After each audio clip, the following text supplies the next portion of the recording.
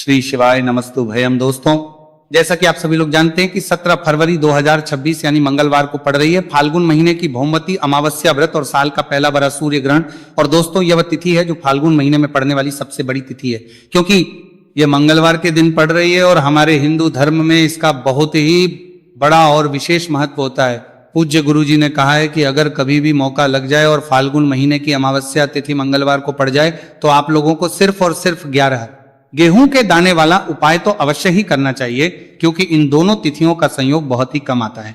इसी के साथ दोस्तों, गुरुजी ने कहा है कि जब भी फाल्गुन महीने की अमावस्या तिथि पड़े तो आप लोगों को सिर्फ और सिर्फ 11 गेहूं के दाने वाला उपाय तो अवश्य करना। यह उपाय इतना खास है कि अगर आपने सही मुहूर्त पर सही क्रिया अनुसार 11 गेहूं के दाने वाला उपाय कर लिया, जो प्राचीन काल के समय का महा उपाय है, तो मान के चलिए दोस्तों, महादेव जी के आशीर्वाद से आपके जीवन का कितना ही बड़ा दुख हो उससे आपको मुक्ति मिल जाएगी। आपकी कोई भी मनोकामना हो, मान लीजिए आप नौकरी की तैयारी कर रहे थे तो आपकी नौकरी लग जाएगी, आपका बंद पड़ा व्यापार चल पड़ेगा। और दोस्तों, आप जिस बीमारी से आप बहुत दिनों से परेशान थे उस बीमारी से आपको मुक्ति मिल जाएगी। आपके जीवन में धन आना शुरू हो जाएगा, आपके जीवन में धन आने के नए नए रास्ते खुल जाएंगे और मान के चलिए दोस्तों, फिर आपको किसी भी प्रकार की परेशानी का सामना नहीं करना पड़ेगा। इसीलिए दोस्तों, 17 फरवरी मंगलवार के दिन आप लोगों को इस वाले उपाय को जरूर कर लेना है। भले ही आपने पूरे साल भर इस उपाय को ना किया हो, पर अगर आपने इस फाल्गुन महीने में पड़ने वाली अमावस्या तिथि के दिन अगर इस वाले उपाय को कर लिया तो आपको इस उपाय को करने का वह फल मिलेगा जिसकी आपने कभी भी नहीं करी होगी। इसीलिए आपने लोग इस गेहूं वाले उपाय को एक बार जरूर कर लेना, ताकि आप लोगों के हाथ से यह मौका ना जा सके और आपको इस उपाय को करने का फल मिल सके। दोस्तों, यह उपाय पंडित जी ने अपनी अभी की ही शिव महापुराण की कथा में बताया है। जो इस उपाय को आज हम आपको बहुत अच्छे से समझाने वाले हैं, इस वीडियो को देखने के बाद इस उपाय को समझने के लिए आपको कोई और वीडियो को देखने की जरूरत नहीं पड़ेगी। तो दोस्तों, इस उपाय को आपको कैसे करना है, कब करना है, कहां पर करना, और उपाय को करते समय आपको किन किन गलतियों को नहीं करना है और आपको किन किन बातों का ध्यान रखना है, ये सारी जानकारी हम आपको इस वीडियो में देंगे। तो चलिए भक्तों, उपायों को शुरू करते हैं। अगर आप भी चाहते हैं कि महादेव जी का आशीर्वाद आप पर सदैव बना रहे तो वीडियो को लाइक करें, चैनल को सब्सक्राइब करें और कमेंट बॉक्स में हर हर महादेव जरूर लिखें। और अपने फायदे के लिए, गरीबी दूर करने के लिए इस वीडियो को पूरा देखकर जाना। यदि आज आपने वीडियो को बीच बीच में से देखा, काट काट कर देखा, तो जीवन में आपको कभी सफलता हासिल भी नहीं होगी। दोस्तों, ये 17 फरवरी मंगलवार अमावस्या तिथि का दिन, ये इतना खास होता है, इतना महत्वपूर्ण होता है।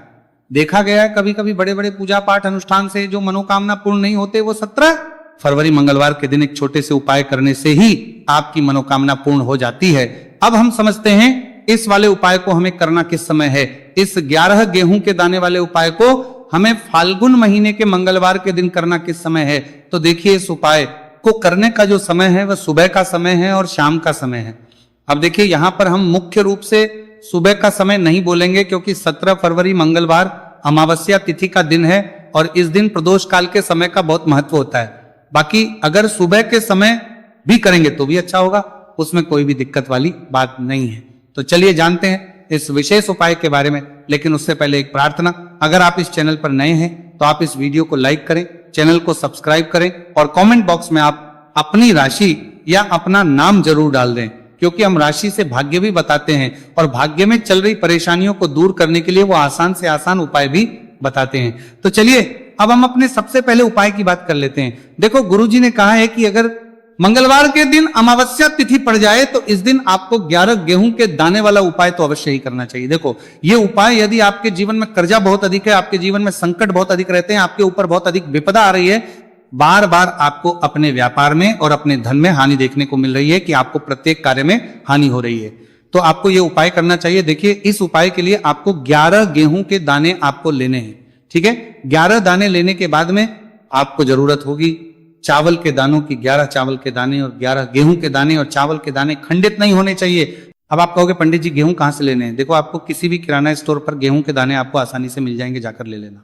ठीक है ना, 11 गेहूं 11 चावल के दाने लेने हैं।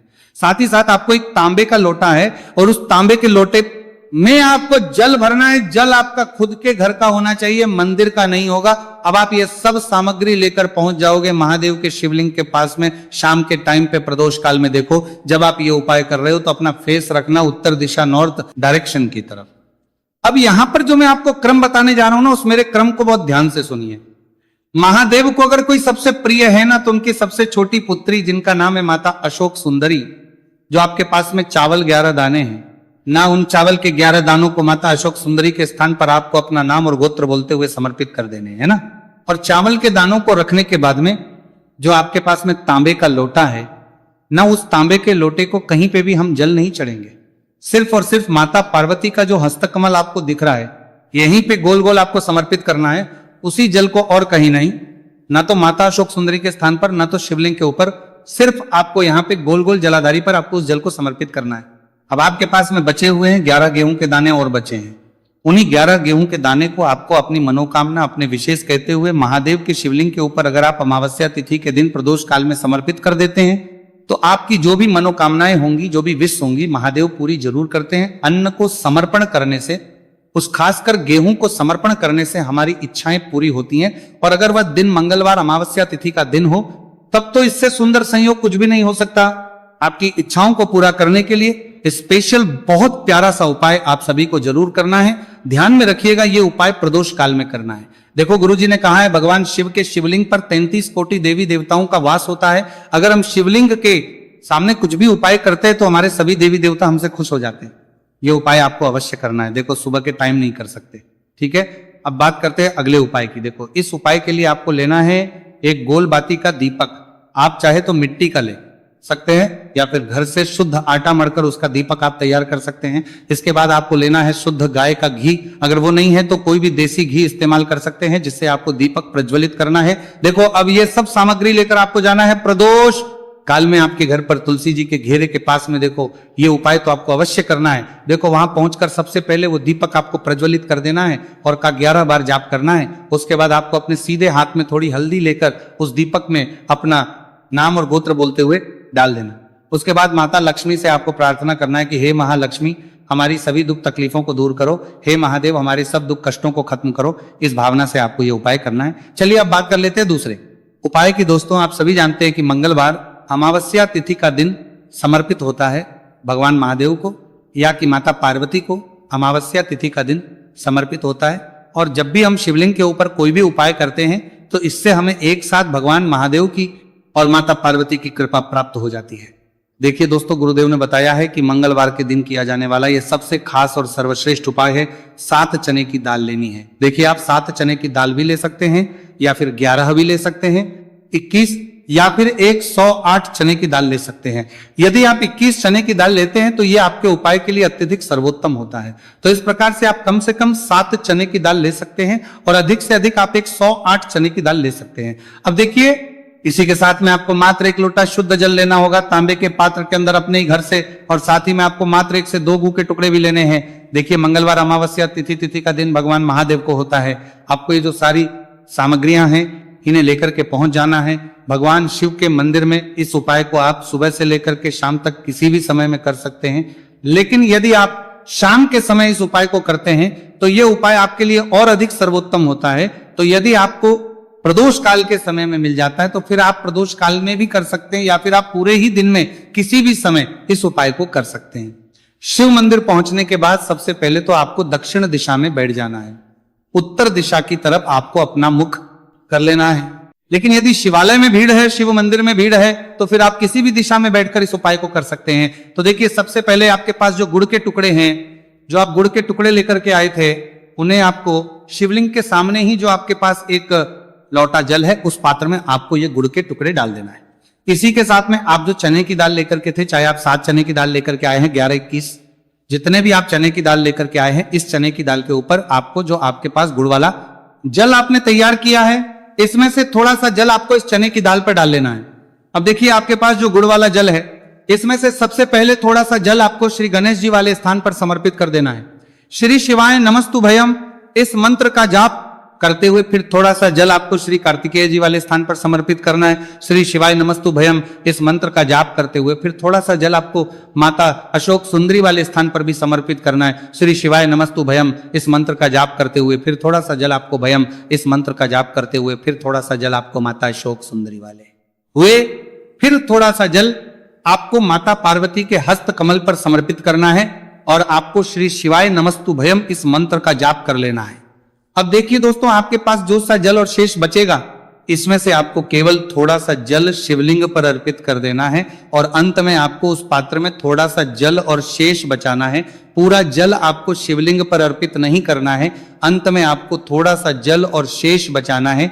अब देखिए, आप जितनी भी चने की दाल लेकर के आए हैं, अगर आप 7 चने की दाल लेकर के आए हैं तो आपको 7 बार श्री शिवाय नमस्तु भयम इस मंत्र का स्मरण कर लें। यदि 11 चने की दाल लेकर के आए हैं तो फिर आपको 11 बार इस मंत्र का जाप करना है। जितनी भी चने की दाल लेकर के आए हैं उतनी बार आपको श्री शिवाय नमस्तु भयम इस मंत्र का जाप करना है और फिर आपको ये जो चने की दाल है इसे शिवलिंग के ऊपर ही समर्पित कर देनी है। लेकिन आपको ये चने की दाल बृहस्पतिश्वर महादेव का स्मरण करते हुए ही शिवलिंग पर अर्पित कर देनी है और आपको अपनी मनोकामना को भी बोल देनी है। आप जो भी मनोकामना है, चाहे वो धन प्राप्ति को लेकर हो, नौकरी से संबंधित हो, विवाह से संबंधित हो, या फिर आपके मकान जमीन जायदाद से संबंधित हो, चाहे ग्राहकलेश से संबंधित हो, या फिर किसी भी प्रकार की जो मनोकामना है उसे आपको बृहस्पतिश्वर महादेव से परिपूर्ण करने की प्रार्थना कर लेनी है।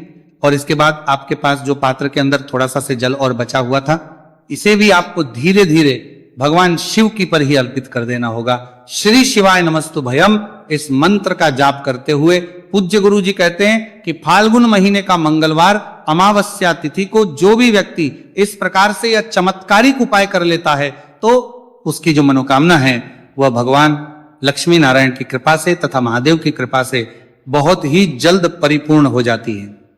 बात करते हैं अगले उपाय की। देखो, इस उपाय के लिए आपको मात्र 2 लौंग लेनी होगी, या कि आपको लौंग का जोड़ा लेना है। 2 फूल वाली आपको लौंग लेनी है। लौंग का जोड़ा कहीं से भी खंडित नहीं होना चाहिए, इस बात का ध्यान रखें। इसी के साथ में आपको लेना होगा लाल चंदन का पाउडर। देखिए, यदि आपके पास लाल चंदन की लकड़ी है तो उसे घिसकर भी आप चंदन के रूप में प्रयोग कर सकते हैं। यदि पाउडर है उसका भी आप अपने उपाय के लिए प्रयोग कर सकते हैं। देखिए, चंदन जो है वो तेज का प्रतीक माना गया है और साथ ही साथ जीवन के अंधकार को दूर करने का प्रतीक माना गया है। अब इसी के साथ में आपको मात्र 1 तांबे के पात्र के अंदर शुद्ध जल लेना होगा अपने घर से। अब दोस्तों, ये तीनों सामग्री लेकर के सीधे आपको पहुंच जाना होगा भगवान शिव के मंदिर में। देखिए, इसी के साथ में आपको एक गोल बाती का दीपक भी लेना होगा। दीपक आप मिट्टी का भी ले सकते हैं, शुद्ध आटा मढ़कर उसका भी तैयार कर सकते हैं, और दीपक में आप शुद्ध घी का प्रयोग करना है। लेकिन जैसे ही आप इन सभी सामग्रियों को मंदिर में लेकर के पहुंचेंगे, मंदिर में जैसे ही आप चौखट के वहां पर पहुंचेंगे तो मंदिर की चौखट के सीधे तरफ आप जो अपने साथ एक गोल बाती का दीपक लेकर के आए हैं उसे आपको सबसे पहले तो प्रज्वलित कर देना है। यानी कि जैसे ही आप मंदिर की चौखट के वहां पर प्रवेश करते हैं तो उसके सीधे तरफ आपको ये गोल बाती का दीपक प्रज्वलित कर देना है।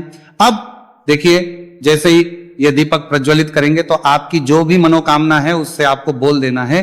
आप इस दीपक को इस प्रकार से प्रज्वलित करने के बाद इन सभी सामग्रियों को शिवलिंग के पास में लेकर पहुंच जाना है।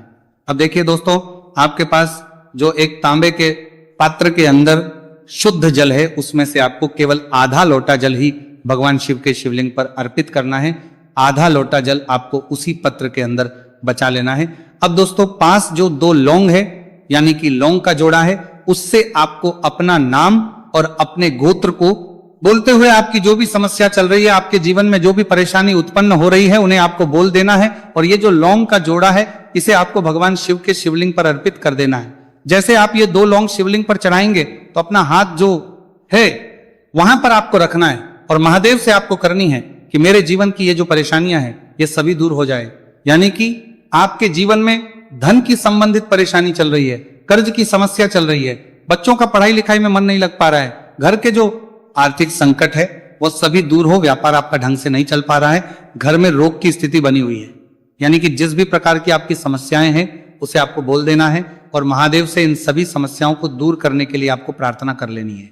अब देखिए दोस्तों, आपने जो 2 लौंग शिवलिंग पर समर्पित की थी उससे आपको वहां से उठा लेना है और इन दोनों लौंग को आपको शिवलिंग से उठा करके सीधे उससे जल के पात्र के अंदर डाल देना है। यानी कि अपने आधा लोटा जल और बचाया हुआ था उसी के अंदर आपको ये 2 लौंग डाल देनी है और साथ में आप जो लाल चंदन ले आए थे उस लाल चंदन को भी आपको उसी पात्र के अंदर डाल देना है। यानी कि आधा लोटा जल और बचा हुआ है तो उसी आधे लोटे जल के अंदर आपको ये लाल चंदन भी डाल देना है। अब देखिए इस आधे लोटे जल में है जिसमें अपने 2 लौंग डाली है, लाल चंदन डाला है, उसे सीधे लेकर के आपको पहुंचना है बेलपत्र के वृक्ष के। वहां पर देखिए बेलपत्र का वृक्ष यदि आपके घर पर है तो वहां पर आपको आ जाना है, आपके घर के पास कहीं भी है तो वहां पर आपको पहुंच जाना है। और उसके बाद आपका जो मुख है वह दिशा की ओर होना चाहिए और उसके बाद आपको अपना नाम और अपनी गोत्र को बोलना है और पुनः अपने जो भी परेशानियां शिवलिंग के पास में बोली थी उन्हें आपको वापस से बेलपत्र के वहां पर भी बोल देनी है। और ये जो आधा लोटा जल और है इससे आपको पूरा बेलपत्र के वृक्ष की जड़ DDH में श्री शिवाय नमस्तुभयम इस मंत्र का जाप करते हुए समर्पित कर देना है। तो बस इतना सा उपाय आपको करना है। जो भी आपकी परेशानी है, समस्या है, उससे महादेव निश्चित ही दूर करेंगे। पूरे साल भर इस उपाय को ना किया हो पर अगर आपने इस मार्गशीर्ष महीने में तो आपको इस उपाय को करने का वो फल मिलेगा जिसकी आपने कभी कल्पना भी नहीं करी होगी। इसीलिए इस हल्दी दीपक वाले उपाय को एक बार जरूर कर लेना ताकि आप लोगों के हाथ से यह मौका ना जा सके और आपको इस उपाय को करने का फल मिल सके। दोस्तों ये उपाय पंडित जी ने अपनी अभी की ही शिव महापुराण की कथा में बताया है, जो इस उपाय को आज हम आपको बहुत अच्छे से समझाने वाले हैं। इस वीडियो को देखने के बाद इस उपाय को समझने के लिए आपको कोई और वीडियो को देखने की जरूरत नहीं पड़ेगी।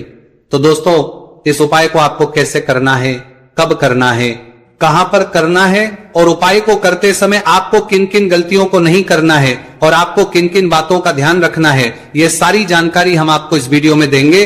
तो चलिए भक्तों उपायों को शुरू करते। अगर आप भी चाहते हैं कि महादेव जी का आशीर्वाद आप पर सदैव बना रहे तो वीडियो को लाइक करें, चैनल को सब्सक्राइब करें और कमेंट बॉक्स में हर हर महादेव जरूर लिखें। तो दोस्तों यह थे पूज्य गुरु जी द्वारा बताए गए कुछ बहुत ही खास उपाय। अगर आपको जानकारी अच्छी लगी हो तो वीडियो लाइक करिएगा। मिलते हैं फिर एक नए वीडियो के साथ। श्री शिवाय। पूरे साल भर इस उपाय को ना किया हो पर अगर आपने इस मार्गशीर्ष महीने में तो आपको इस उपाय को करने का वो फल मिलेगा जिसकी आपने कभी कल्पना भी नहीं करी होगी। इसीलिए इस हल्दी दीपक वाले उपाय को एक बार जरूर कर लेना ताकि आप लोगों के हाथ से यह मौका ना जा सके और आपको इस उपाय को करने का फल मिल सके।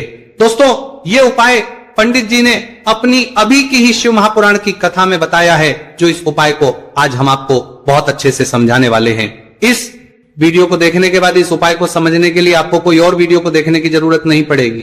तो दोस्तों इस उपाय को आपको कैसे करना है, कब करना है, कहां पर करना है और